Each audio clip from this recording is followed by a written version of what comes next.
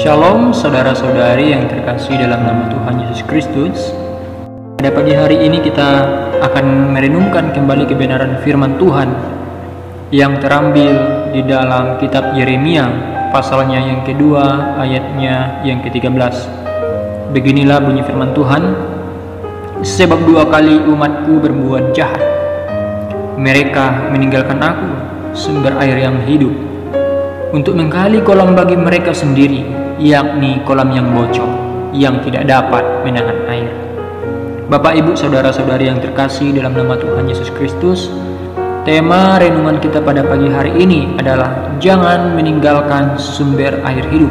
Saya ulangi kembali, tema renungan kita pada pagi hari ini adalah jangan meninggalkan sumber air hidup.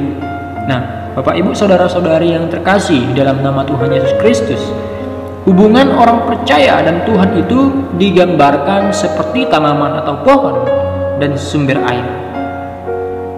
Tanaman atau pohon tidak bisa bertumbuh, akan menjadi kering, gersang, dan akhirnya mati apabila kekurangan air atau tidak cukup menyeram air. Ya. Begitu pula kehidupan orang percaya yang sangat tergantung sepenuhnya kepada Tuhan, karena Dia adalah sumber air kehidupan. Itu tercatat di dalam Yeremia pasalnya yang kedua ayatnya yang ke-13 yang sudah kita baca barusan. Nah, adalah kebodohan besar bila kita hidup menjauh dari Tuhan dan meninggalkan sumber air yang hidup, sebagaimana yang diperbuat oleh bangsa Israel di zaman Nabi Yeremia ini.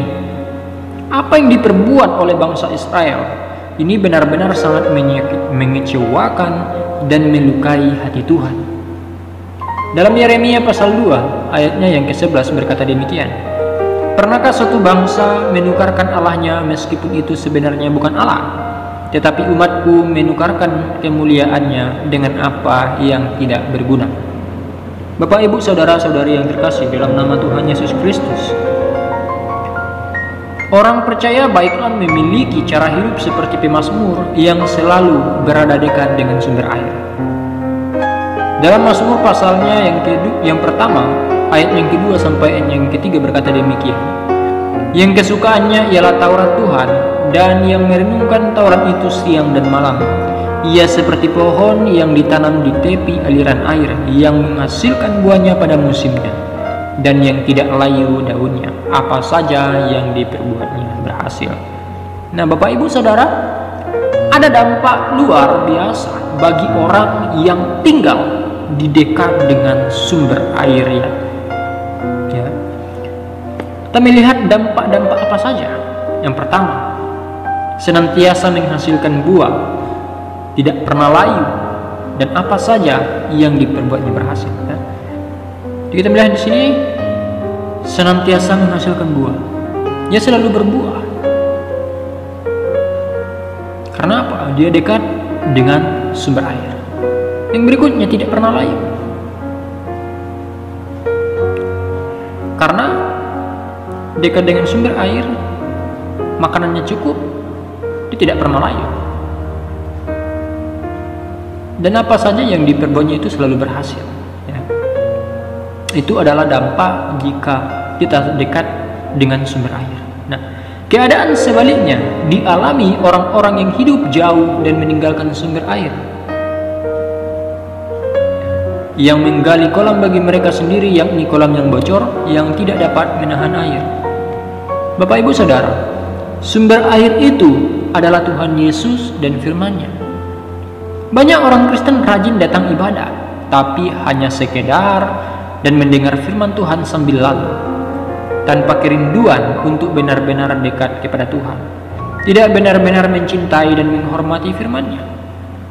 Tuhan sumber air hidup, tapi banyak umat Tuhan senang tinggal menjauh dari sumber itu dan meninggalkan Dia.